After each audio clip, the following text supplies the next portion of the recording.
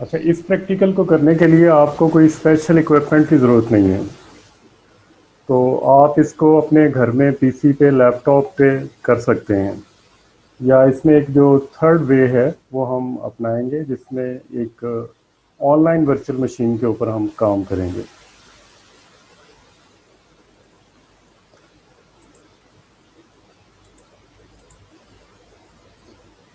तो इसका जो रिकॉर्डेड वर्जन है, जिसमें इसकी जो कमांड्स की प्रैक्टिस है, वो मैं आपको रिकॉर्ड करके यहाँ पे वीडियो लिंक कर दूंगा। वो आप फिर उसको देख सकते हैं। तो सबसे पहले लाइनक्स या यूनिक्स क्या है। लाइनक्स जो है एक ऑपरेटिंग सिस्टम है which is Unix based. Unix operating system जो है वो डेनिस रिची और केन थॉमसन ने बेल लैब्स में 1969 में डेवलप किया था। और शुरू में ये जो ऑपरेटिंग सिस्टम था ये असेंबली लैंग्वेज में था, और इसको बाद में सी लैंग्वेज में, इससे पहले इसको बी लैंग्वेज में, और बी को बाद में सी लैंग्वेज में कन्वर्ट कर दिया गया। यूनिक्स को father of the operating systems भी कहा जाता है। यूनिक्स के बाद बहुत से ऑपरेटिंग सिस्टम जो इसी के आर्किटेक्चर के ऊपर बेस करते थे वो डेवलप हुए। तो Linux was one of them. Linux को लाइनस टॉरवाल्ड्स ने डेवलप किया, जो कि एक अंडर ग्रेजुएट स्टूडेंट था यूनिवर्सिटी ऑफ हेलसिंकी का, फिनलैंड का, इन 1991। तो अब जो लाइनिक्स है वो मोस्ट पॉपुलर ऑपरेटिंग सिस्टम है अदर देन विंडोज़ और मैकिन्टॉश, एप्पल मैकिन्टॉश। तो इसके बहुत से फ्लेवर्स हैं ऑपरेट इसके लाइनिक्स के, लाइक इसमें आपको रेड हैट है, इसमें यूबंटू है, और इसके अलावा बहुत से ऑपरेटिंग सिस्टम्स हैं जो यूज़ होते हैं। और इन उसमें जो लुक एंड फील है, उसके अंदर जो फीचर्स हैं वो डिफरेंट हैं। तो हम इस लैब के अंदर यूबंटू को इंस्टॉल करने का तरीका, उसके अंदर जो डिफरेंट कमांड्स हैं वो कैसे रन होती हैं, उनको हम डिस्कस करेंगे। यूनिक्स को लर्न करने के लिए कुछ यूज़फुल इंटरनेट रिसोर्सेज हैं, लाइक ये आपके पास जो है यूनिक्स के ऊपर अगर आपको इंफॉर्मेशन रिक्वायर्ड है तो ये बहुत एक यूज़फुल वेबसाइट है यूनिक्स के ट्यूटोरियल के लिए, www.surrey.ac.uk। टीचिंग यूनिक्स, यूनिक्स के ऊपर आपको अगर कमांड चाहिए तो इसके ऊपर अच्छा स्टफ़ पड़ा हुआ है। इसके अलावा भी ये कुछ मैंने वेब लिंक्स आपको इसमें मेंशन किए हैं जिनको यूज़ किया जा सकता है। इसके अलावा कुछ ट्यूटोरियल्स हैं शेल प्रोग्रामिंग के लिए। शेल प्रोग्रामिंग ये होती है कि आपके पास कोई एडिटर आप यूज़ करते हैं, और एडिटर में कोई भी कमांड जो रेलेवेंट टू ऑपरेटिंग सिस्टम होती हैं, जो ऑपरेटिंग सिस्टम के कोई भी टास्क को परफॉर्म करने के लिए आप यूज़ करते हैं, उनको आप रन कर सकते हैं। और उनको आप बैच में भी रन कर सकते हैं और इंडिविजुअल कमांड्स को भी रन कर सकते हैं। तो ये एक वेबसाइट है जिसपे ऑनलाइन ट्यूटोरियल है। इसमें यूनिक्स टर्मिनल है ऑनलाइन। तो इसमें www.tutorials.com यूनिक्स ट्यूटोरियल, इसमें ये यूनिक्स टर्मिनल ऑनलाइन है। तो इस यूनिक्स टर्मिनल ऑनलाइन के ऊपर आप कमांड्स को रन कर सकते हैं, और उनका जो भी आउटपुट है उसको ऑनलाइन आप देख सकते हैं। इसके अलावा वाई ट्यूटोरियल, वाई भी एक शेल है। शेल हम उसको कहते हैं जो शेल प्रोग्रामिंग के लिए जो भी एडिटर यूज़ करते हैं, तो उसको हम एडिटर कह सकते हैं, या उसको हम शेल एडिटर कह सकते हैं। तो वाई एक एडिटर है, उसके लिए यहाँ पे ये लिंक गिवन है, वाई टेक्स्ट एडिटर ट्यूटोरियल। तो इसमें भी आप जो कमांड्स वगैरह के बारे में इंफॉर्मेशन कलेक्ट कर सकते हैं। तो हमारी आज की लैब का जो मकसद है कि हम अपने आप को इससे फेमिलराइज करें लाइनिक्स से और उसके फाइल सिस्टम में, कि लाइनिक्स कैसे इंस्टॉल किया जा सकता है, और इसमें जो फाइल सिस्टम है वो क्या है। इसमें हमें जो टूल्स या सॉफ्टवेयर रिक्वायर्ड है वो Linux Ubuntu open source operating system है, जो हम डेस्कटॉप या इसका जो सर्वर वर्जन है वो दोनों में से हम एक इंस्टॉल कर सकते हैं।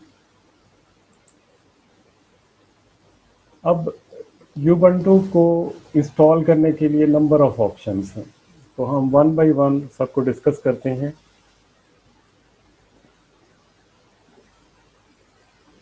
तो सबसे पहली जो ऑप्शन है वो ऑप्शन ए है।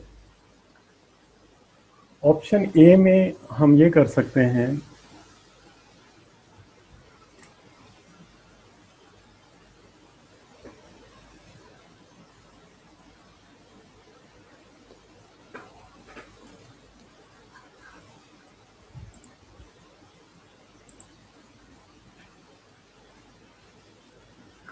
तो ऑप्शन ए में हमारे पास ये है कि हम ubuntu.com download desktop install desktop latest, ये ubuntu.com ये ubuntu की ऑफिशियल वेबसाइट है। यहाँ पे ubuntu की डॉक्यूमेंटेशन, ubuntu का जो लेटेस्ट वर्जन है वो अवेलेबल है और ये फ्री टू डाउनलोड है। इसको आप डाउनलोड करके अपने सिस्टम पे, लैपटॉप पे इंस्टॉल कर सकते हैं as a fresh copy. Fresh copy से मुराद ये है कि आपका जो भी पहले से उस सिस्टम के ऊपर, मशीन के ऊपर डेटा है या ऑपरेटिंग सिस्टम है वो टोटली वाइप हो जाएगा। तो यूबंटू जो है वो वहाँ पे फ्रेश इंस्टॉल हो जाएगा। तो ऑप्शन ए है कि अगर आपके पास कोई स्पेयर मशीन है जिसके ऊपर आपका कोई डेटा नहीं पड़ा हुआ या जिसको आप किसी और मकसद के लिए यूज़ नहीं करते, तो ऑप्शन ए जो है वो रिकमेंडेड है कि आप इसके ऊपर एक अलग मशीन के ऊपर यूबंटू को इंस्टॉल कर लें। ऑप्शन बी जो है वो डुअल बूट यूबंटू और विंडोज़ है। जो ज़्यादातर यूज़ होती है वो ये वाली ऑप्शन है कि हमारे पास रिसोर्सेज लिमिटेड होते हैं, तो एक ही मशीन के ऊपर हम काम कर रहे होते हैं। तो विंडोज़ भी रिक्वायर्ड है, बहुत से सॉफ्टवेयर और बहुत सा काम जो है विंडोज़ पे ही होता है। तो आपके पास मशीन भी एक है, तो उसका जो सलूशन है वो ये है कि आप उस मशीन को डुअल बूट कर लें। डुअल बूट का मतलब ये है कि एक ही लैपटॉप के ऊपर जिसके ऊपर आपकी विंडोज़ इंस्टॉल है उसी के ऊपर आप यूबंटू भी इंस्टॉल कर लें। लेकिन फ़र्क ये होगा कि जब आपकी मशीन स्टार्ट होगी तो आप दोनों ऑपरेटिंग सिस्टम में से एक सेलेक्ट कर सकते हैं। आप चाहे यूबंटू कर लें या विंडोज़ कर लें। तो इस तरह ये आपके पास कन्वीनियंस है कि जब आपने कोई विंडोज़ एनवायरनमेंट में काम करना हो तो आप विंडोज़ को लोड कर लें, और अगर आपने कोई यूबंटू के ऊपर कोई शेल प्रोग्रामिंग करनी है या ऑपरेटिंग सिस्टम के हवाले से काम करना है तो फिर आप यूबंटू को सिलेक्ट कर लें। अपनी मशीन को डुअल बूट बनाने के लिए तो ubuntu.com डाउनलोड सेक्शन में जाके इसका आप ISO फाइल फॉर्मेट वो डाउनलोड कर लें। ISO जो है वो एक इमेज फाइल होती है जिसमें ऑपरेटिंग सिस्टम की जितनी भी रिक्वायर्ड फाइल्स हैं वो एक फाइल के अंदर कंप्रेस्ड होती हैं।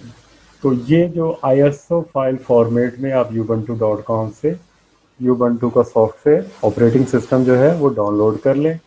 और उसके अलावा रूफुस रूफुस जो है वो भी एक फ्री सॉफ्टवेयर है जिसको आप यूज़ कर सकते हैं डुअल बूट बनाने के लिए। रूफस का काम ये होता है कि अगर आपने अपनी सीडी को बूटेबल बनाना है तो रूफस एक हमारे पास हैंडी ऑप्शन है, वेरी इजी टू यूज़। इसको आप डाउनलोड करें, इंस्टॉल करें और उसके बाद आप ये जो ISO का इमेज है किसी USB में या CD में राइट कर दें और उसको बूटेबल CD बना दें। तो इसकी एक या दो स्क्रीन आती हैं जिस पे आपने कुछ ऑप्शन सेलेक्ट करनी है, जिसके बाद आपकी USB ड्राइव या CD ड्राइव जो CD है वो बूटेबल बन जाती है। उसको फिर आप अपने लैपटॉप में लगाएं और अपनी मशीन को रीस्टार्ट कर दें और बूट फ्रॉम जो है वो आप यूएसबी कर दें, यूएसबी या सीडी ड्राइव। तो जब फिर वो बूट होगा तो वहाँ से आप यूबंटू को इंस्टॉल कर लें। ये हम डिस्कस करेंगे कि कैसे सारा होगा, कि यूबंटू की जो ऑप्शंस आएंगी वो आपने सेलेक्ट करनी है, उसके बाद आपका यूबंटू उसी सिस्टम के ऊपर इंस्टॉल हो जाएगा। थर्ड ऑप्शन जो है वो आप यूबंटू को एक वर्चुअल एनवायरनमेंट के अंदर इंस्टॉल कर सकते हैं। तो वर्चुअल एनवायरनमेंट के लिए भी डिफरेंट सॉफ्टवेयर्स अवेलेबल हैं, जिसमें ओरेकल का वर्चुअल बॉक्स या VMware ये पॉपुलर सॉफ्टवेयर्स हैं। तो इन दोनों में से कोई एक आप अपने सिस्टम पे इंस्टॉल कर लें। ये इसका लिंक भी दिया गया है github.io के ऊपर, virtual box Ubuntu how to. तो इससे आप जो है वर्चुअल एनवायरनमेंट के अंदर यूबंटू को इंस्टॉल कर सकते हैं। वर्चुअल एनवायरनमेंट से मुराद ये है कि आपके सिस्टम के अंदर ही एक सॉफ्टवेयर इंस्टॉल हो जाएगा और उसके अंदर आपका एक वर्चुअल एनवायरनमेंट बनेगा यूबंटू के लिए। तो आपने जब भी यूबंटू को इंस्टॉल करना होगा तो वो आपने उस वर्चुअल एनवायरनमेंट को ऑन करना है, और आपके विंडोज़ के ऊपर ही एक वर्चुअल एनवायरनमेंट बनेगा, और उसमें आपका जो भी ऑपरेटिंग सिस्टम है, हमारे केस में जो यूबंटू लाइनक्स ऑपरेटिंग सिस्टम है, वो अवेलेबल होगा। तो फोर्थ ऑप्शन ये है कि आप यूबंटू को एक ब्राउज़र में इंस्टॉल करें, इंस्टॉल नहीं करें बल्कि रन करें यूबंटू को online in a browser without installation. तो कुछ वेबसाइट्स ऐसी हैं जो आपको एक्सेस देती हैं किसी वर्चुअल मशीन का, और उसका जो एक्सेस है आपको वेब ब्राउज़र के थ्रू मिलता है। तो अब वेब ब्राउज़र के थ्रू, जिस तरह ये लिंक गिवन है onworks.net रन OS, तो इसके ज़रिए आप जो लाइनक्स को ब्राउज़र के ज़रिए एक्सेस कर सकते हैं। तो ये ब्राउज़र एक्चुअली हमें एक्सेस दे रहा होता है किसी मशीन के ऊपर जिस पे ऑलरेडी यूबंटू इंस्टॉल होता है। तो इस तरह आप यूबंटू के जो फीचर्स आप एक्सप्लोर करना चाह रहे हैं या उस पर कुछ प्रैक्टिस करना चाह रहे हैं, वो आप कर सकते हैं। और नंबर 5 जो ऑप्शन है वो है कि आप कोई ऑनलाइन टर्मिनल यूज़ कर लें जो ग्राफिकल इंटरफेस तो प्रोवाइड नहीं करेगा, लेकिन आपके पास वो सारी ऑप्शंस होंगी जिनके ज़रिए आप जो कमांड्स हैं उनको रन कर सकते हैं।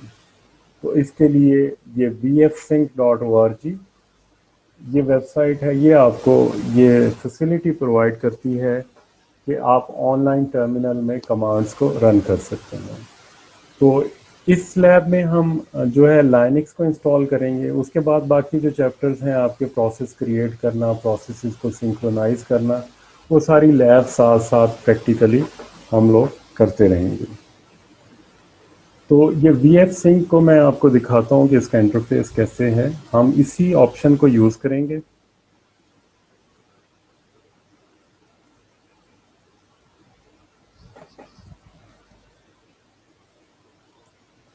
इस पे आप क्लिक करें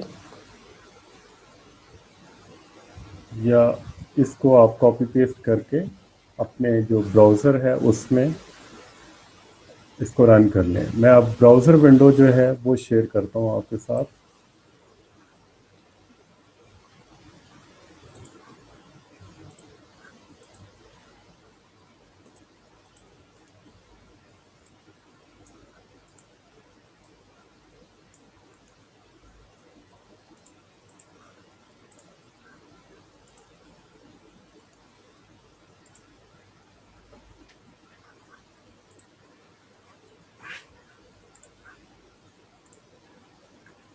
तो ये vfsync क्या इंटरफेस है, ये स्क्रीन नज़र आ रही है आप लोगों को?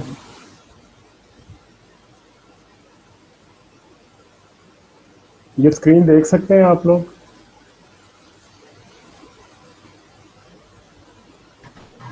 जी सर। जी सर।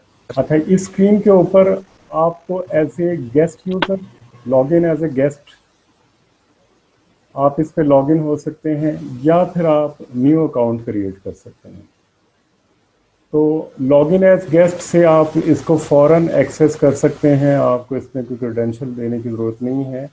लेकिन इसका जो नुकसान वो ये है कि इसमें जो भी आप काम करेंगे, कोई फ़ाइल बनाएंगे, कोई फ़ाइल को सेव करेंगे, वो नेक्स्ट सेशन के लिए आपके पास अवेलेबल नहीं होगी।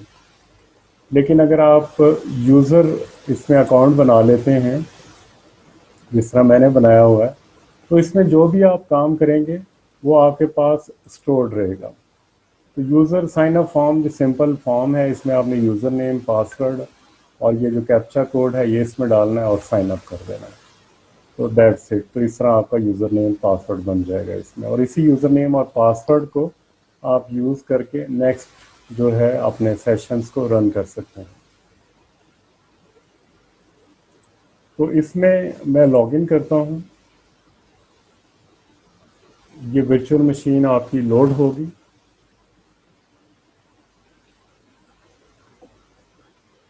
तो ये ऑनलाइन टर्मिनल है, इसमें जितनी भी लाइनक्स की कमांड्स हैं वो आप रन कर सकते हैं। तो इसमें ये आपके पास मैसेज आएगा, welcome to JS Linux i586, use export file. अगर आपने कोई फाइल यहाँ से एक्सपोर्ट करनी है, अपने पास अपने सिस्टम में सेव करनी है, तो एक्सपोर्ट अंडरस्कोर फाइल और उसके बाद फाइल नेम जो फाइल आपने अपने सिस्टम पे डाउनलोड करनी है। To export a file to your computer, imported files are written to the home directory। और जो फाइल्स आप इंपोर्ट करेंगे वो होम डायरेक्टरी में सेव होंगी। कोई आप कोड इसमें आप कोई रन करना चाह रहे हैं, या कोई आपने कोई स्क्रिप्टिंग फाइल पहले से बनाई है और उसमें बहुत सी कमांड्स हैं, तो उसको फिर आप इंपोर्ट करेंगे, और जो वो इंपोर्ट करेंगे वो उसकी होम डायरेक्टरी में सेव होगी। तो ये आपका जो बाय डिफ़ॉल्ट जो डायरेक्टरी स्ट्रक्चर आएगा वो लोकल होस्ट, होम और जो भी आपका यूज़र नेम है ये आपके सामने आएगा। इसके बाद इसमें एक कमांड है ls, वो आप रन कर सकते हैं।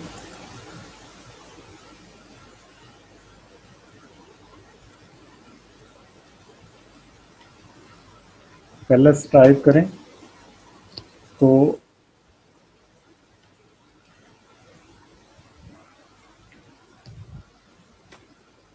जो cd डॉट डॉट है, ये आपको जिस तरह विंडोज़ में बैक का बटन होता है, बैक स्पेस का, तो ये बैक स्पेस की ऑप्शन देता है आपको कि आपने एक डायरेक्टरी पीछे जाना है। लाइक ये यूज़र नेम है, इस यूज़र नेम डायरेक्टरी से आपने होम डायरेक्टरी में जाना है, तो cd स्पेस डॉट डॉट आप करेंगे तो आपको ये शो कर देगा, और ls से वो लिस्ट कर देगा जो भी डायरेक्टरीज इसमें होम के अंदर सेव है। इसको अगेन मैं डॉट डॉट करता हूँ।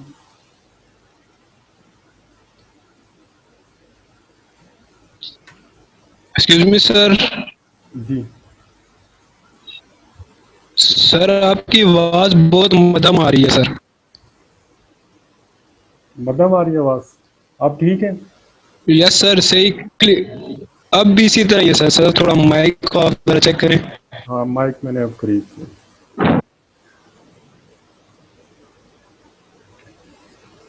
अच्छा, जब ये आप ls की कमांड डालेंगे तो ये जितना भी डायरेक्टरी स्ट्रक्चर है ये आपके सामने आ जाएगा, जिसमें ये डिफरेंट जो हैं फोल्डर्स बने हुए हैं। इनकी डिटेल हम डिस्कस करेंगे। तो फिलहाल हम दोबारा जाते हैं अपनी प्रेजेंटेशन के ऊपर।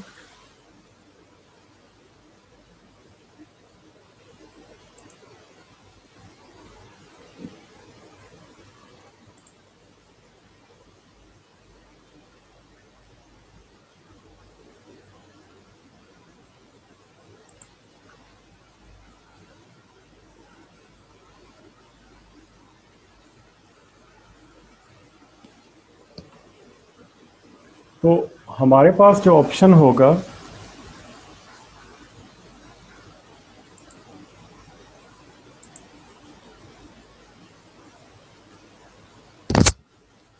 वो ऑप्शन ये वाला है कि ऑनलाइन टर्मिनल।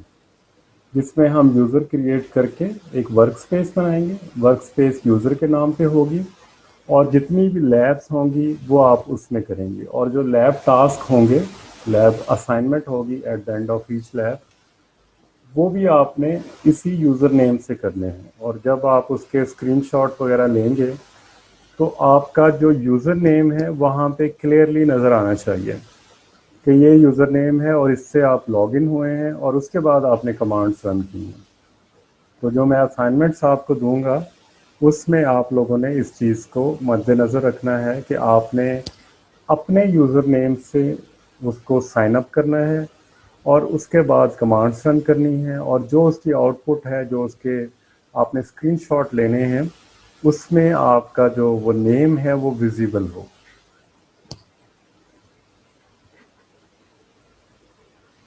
अब जो डुअल बूट यूबंटू इंस्टॉल करना है उसके लिए मैंने जिस तरह बताया था, हमारे पास ऑप्शन बी है, उसमें ubuntu.com डाउनलोड है, वहाँ से आपने एक ISO फाइल डाउनलोड कर लेनी है जो इमेज होगा ऑपरेटिंग सिस्टम का। तो उसको डाउनलोड करने के बाद दूसरा जो काम है वो आपने रूफस, ये जो सॉफ्टवेयर है बहुत से लोग जानते होंगे, विंडोज़ की इंस्टॉलेशन भी अक्सर इसी रूफस में की जाती है सीडी को बूटेबल बनाने के लिए। सीडी या यूएसबी ड्राइव, कोई भी मीडिया आप इसको बूटेबल बना सकते हैं। तो इसको आपने इंस्टॉल कर लेना है। इंस्टॉल करने के बाद जब आप इसको रन करेंगे तो जो आपने ड्राइव बूटेबल बनानी है तो उसको आपने सेलेक्ट करना है। जिस तरह यहाँ पे ये F है, F 7.8 GB, इट मीन्स कि यहाँ पे 8 GB की यूएसबी फ्लैश कनेक्टेड है जिसको वॉल्यूम लेटर F असाइन है। तो इसको हम बूटेबल बना रहे हैं। तो आपने विंडोज़ में ही, विंडोज़ के ऑपरेटिंग सिस्टम में ही रूफस को डाउनलोड करना है। जो आपका लाइनक्स का ऑपरेटिंग सिस्टम है उसकी इमेज फाइल है, उसको डाउनलोड कर लेना है। उसको डाउनलोड करने के बाद आपने रूफस को रन करना है। रूफस जब आप रन करेंगे तो यहाँ पे जो ड्राइव प्रॉपर्टीज़ आएंगी, इसमें से आपने सीडी या आपने जो यूएसबी, मोस्ट रिकमेंडेड है आप यूएसबी यूज़ करें, जिसमें जो साइज़ है वो 8 GB तक हो या 10 GB हो, उसको सेलेक्ट करें। उसके अंदर आपने उसको बूटेबल बनाना है। तो आपने यूएसबी ड्राइव अपने लैपटॉप के साथ लगाई और उसको रूफस के सॉफ्टवेयर में आपने सेलेक्ट कर लिया।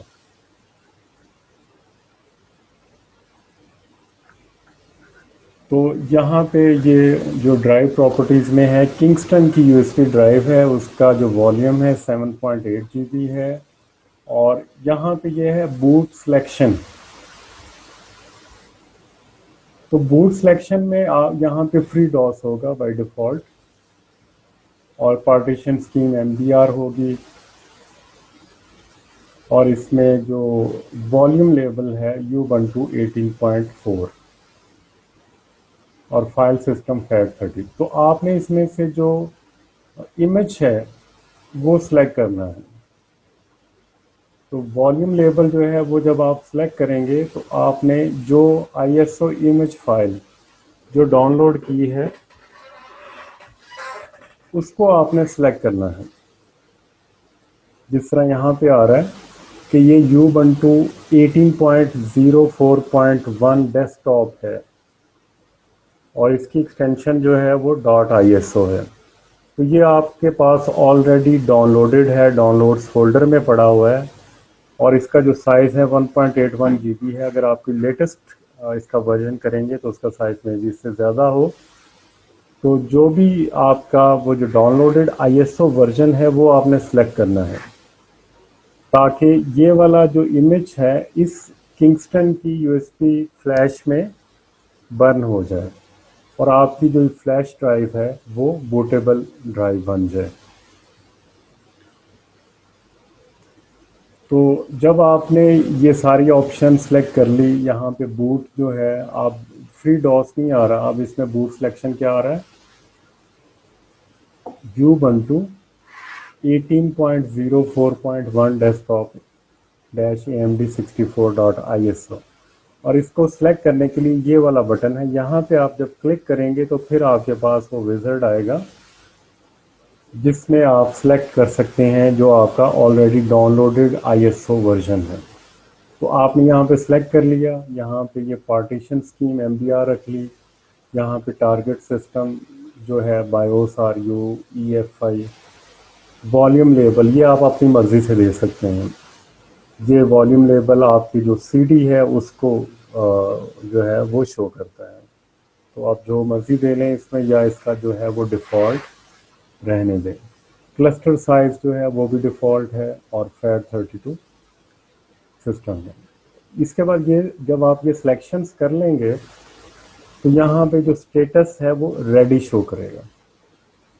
तो जब रेडी स्टेटस शो करे तो फिर आप इसको स्टार्ट करते हैं। स्टार्ट के बटन के ऊपर जब आप क्लिक करेंगे तो उसके बाद ये कॉपी करना शुरू कर देगा, जो आपके पास ISO फाइल्स आपके सिस्टम में पड़ी हैं वो कॉपी करनी शुरू कर देगा। और ये पूरी जो USB ड्राइव के ऊपर ये जो 1.81 साइज़ की फाइल्स हैं Ubuntu की वो इंस्टॉल हो जाएंगी।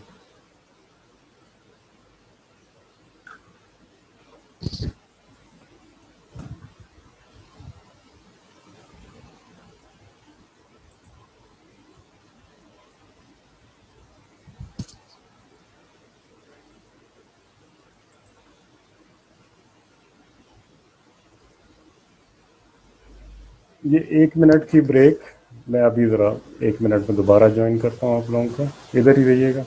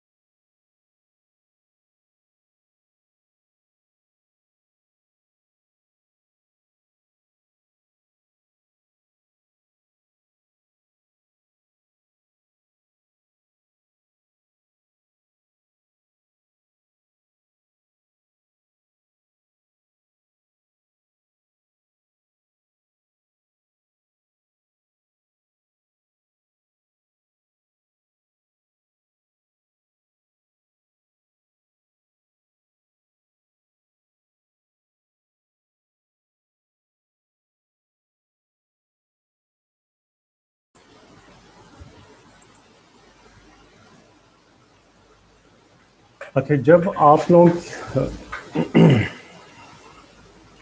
अच्छा जब ये ऑप्शन सारी आपने सेट कर ली और जो USB ड्राइव है उस पर सारी फाइल्स कॉपी हो गई, तो फिर उसके बाद आपने USB ड्राइव जो है, USB फ्लैश जो है, अपने उस लैपटॉप के साथ लगानी है जिसको आप डुअल बूट बनाना चाह रहे हैं।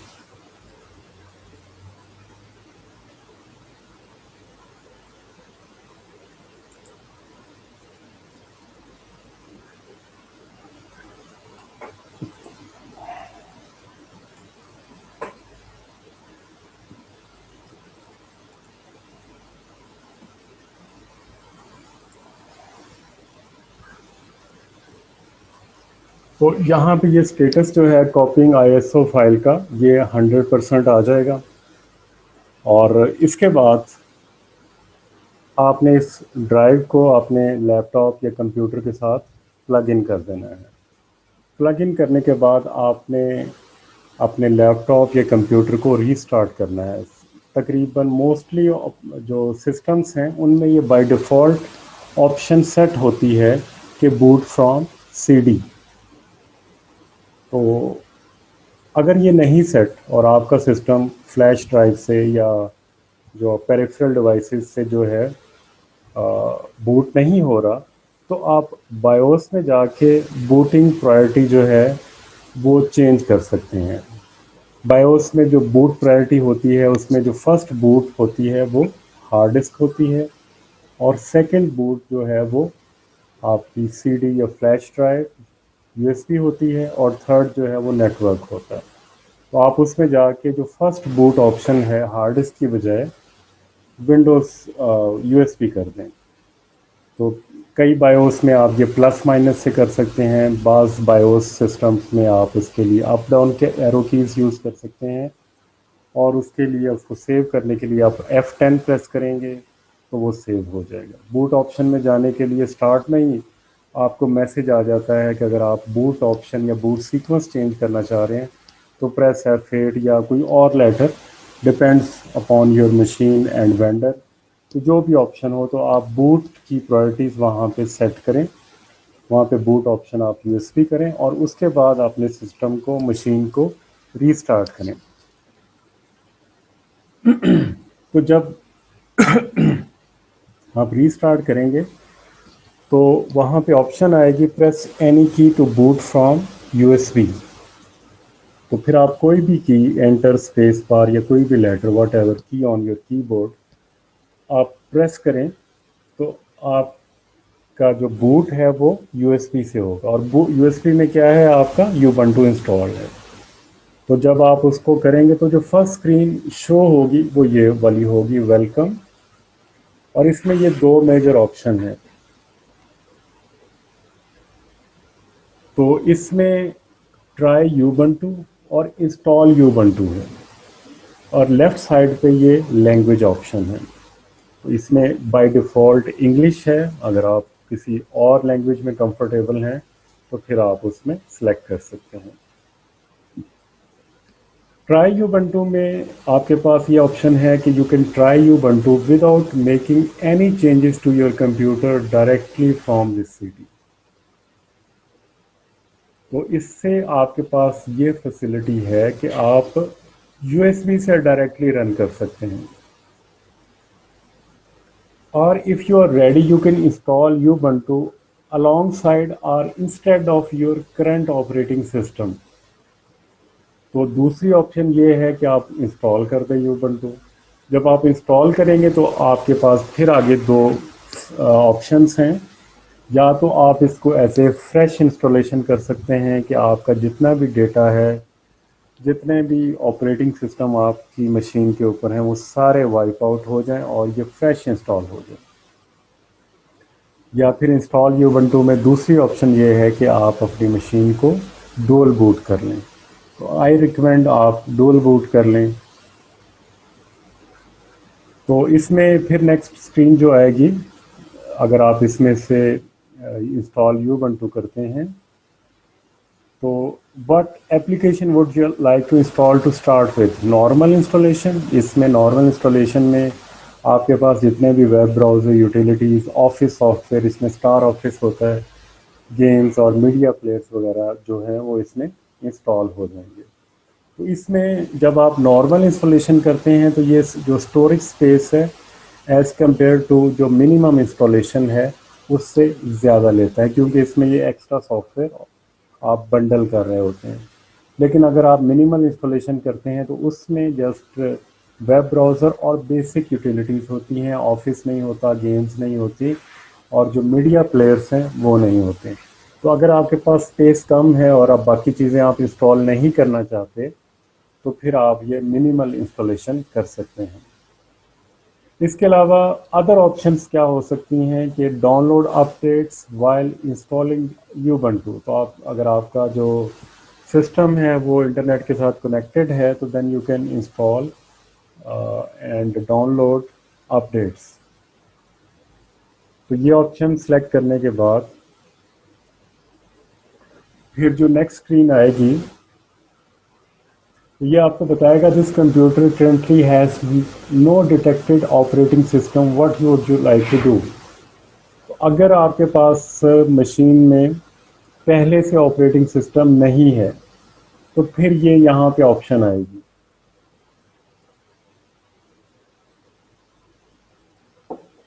तो इसके ज़रिए क्या होगा कि this will delete all your programs, documents, photos, music, everything on your machine, वो अरेज हो जाएगी। तो इसको आप सिलेक्ट कर सकते हैं अगर आप फ्रेश इंस्टॉलेशन करना चाह रहे हैं। तो encrypt the new Ubuntu installation for security.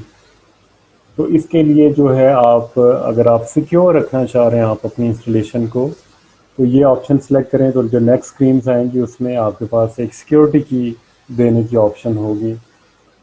Use LVM with the new Ubuntu installation. This will set up logical volume management. It allows taking snapshots and easier partition resizing. तो LVM के ज़रिए आप जो वॉल्यूम लेबलिंग है, जिस तरह आप logical partition करते हैं किसी भी हार्ड डिस्क की, तो वो इसमें एक यूटिलिटी है जो इसको बेहतर और इजी कर देगी। और इसके अलावा अगर आप कुछ करना चाह रहे हैं something else that you can create a resize partition yourself और choose multiple partition for Ubuntu।